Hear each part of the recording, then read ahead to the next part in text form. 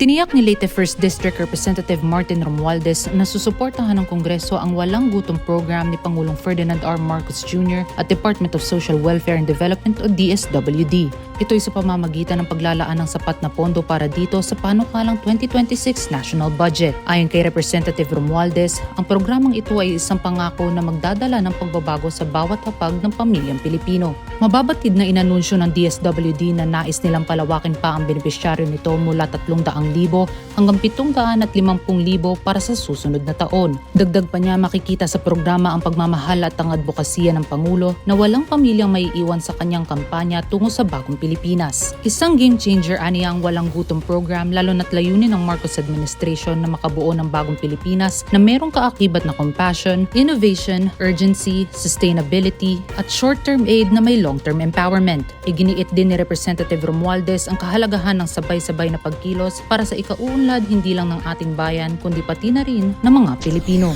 Isa sa mga hakbang ng Pangulo ang pagtiyak na merong access ang lahat ng pamilyang Pilipino sa pagkain. Ang hakbang din na ito ang siyang pinahawakan ni Representative Romualdez, katuwang ang buong Kamara, nang sa gayon ay walang Pilipinong makararanas ng gutom sa bagong Pilipinas. Para sa totoong balita sa bagong Pilipinas, Sofia Potenciano, Congress News.